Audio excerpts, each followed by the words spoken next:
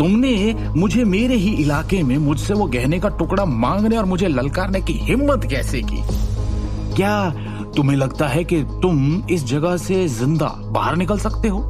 और ये कहते ही जीतू दादा ने अचानक एक चांदी की पिस्तौल निकाली और उसे शिवम के माथे पर तानते हुए शिवम को अपना निशाना बनाया। जीतू की बंदूक सर पर होने के बावजूद शिवम के चेहरे पर डर की एक शिकन तक नहीं थी। उसने जीतू से शांति से कहा, किंग ऑफ द वर्ल्ड मुझे सौंप दो और मैं तुम्हारी जान बख्श दूंगा।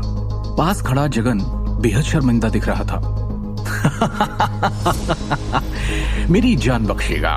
जीतू उन हास्यास्पद शब्दों को सुनकर हंस पड़ा। भाइयों, ये बदनाम घर जमाई मेरे दरवाजे पर आकर दावा कर रहा है कि वो मेरी जान बख्श देगा। मैं निश्चित रूप से तुझे सच बताने से नहीं डरता। वास्तव में तेरे साथ खिलवाड़ करने के लिए जिम्मेदार व्यक्ति मैं ही हूँ। अरे मैं ही था जिसने अपने आदमियों को वो गहने चुराने के लिए भेजा था। चल, बोल दिया मैंने अपने मुंह से। अब बता, क्या बिगाड़ लेगा तू मेरा? जीतू ने शिवम को तिरस्कार से देखा। तुम दिल्ली शहर के कुख्यात हारे हुए व्यक्ति के रूप में व्यापक रूप से जाने जाते हो। मेरे खिलाफ तुम क्या कर लोगे जीतू? शिवम ने निडरता से कहा। जीतू, मैं आपको किंग ऑफ द वर्ल्ड इसे सौंपने की सलाह देता हूं, वरना आपको निश्चित रूप से पछताना पड़ेगा। जगन ने भी गहरी आवाज में कहा। उसने अपना साहस जुटाया और अपना सारा विश्वास शिवम पर रखा।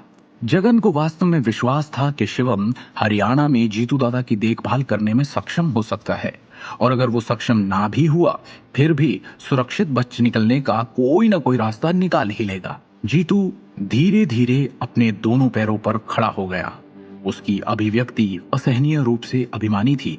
उसने शिवम और जगन पर अपनी निगाहें धीरे से घुमाई।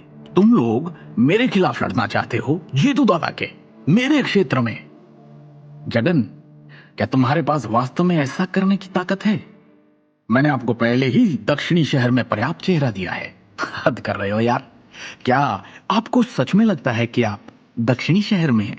तुम दोनों घुटने टेक दो और मुझे प्रणाम करो, नहीं तो मैं तुम्हारा सिर फोड़ दूंगा। जीतू ने उग्र अभिव्यक्ति के साथ कहा। मैं 3 तक गिनूंगा।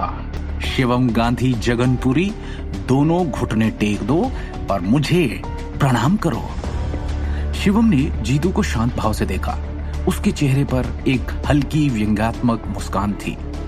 तभी शिवम का फोन अचानक बज उठा। इससे भी अधिक आश्चर्य की बात यह थी कि शिवम ने डर तो दूर बिना किसी और भाव के आराम से फोन उठा लिया। मास्टर शिवम, आपको परेशान करने के लिए खेद है।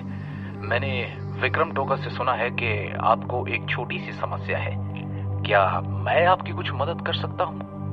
कॉल के दूसरे छोर से नितिन रायजादा की आवाज सुनाई दी। शिवम का रवैया देखकर जीतू गुस्से से भर उठा। उसकी आंखें अत्यधिक ठंडी थी। शिवम की हरकतें साफ बता रही थी कि वो जीतू दादा को बिल्कुल भी गंभीरता से नहीं ले रहा। बंदूक के निशाने पर होने के बावजूद वो फोन का जवाब देने के मूड में कैसे था? शिवम बिना किसी की नजर में आए किसी समय अपनी सीट से गायब हो गया था और किसी तरह जीतू से 10 मीटर दूर जा खड़ा हुआ था। फोन अब भी उसके हाथ में था। ऐसा लग रहा था कि गोलियां भी शिवम के आसपास अपना काम करना भूल जाती हैं। फैक्ट्री में सन्नाटा पसरा हुआ था। उपस्थित सभी लोग पसीने से तरबतर हो रहे थे क्योंकि उन्हें अपनी आंखों पर विश्वास नहीं हो रहा था। एक मामूली से दिखने वाले आदमी ने इस तरह से गोली को चकमा दे दिया।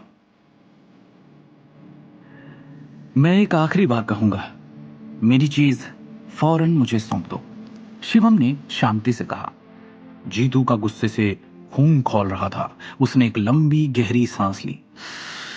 तो ये मत सोच लेना कि अकेला हम सब से जीत लेगा या फिर यहां से जिंदा निकल जाएगा।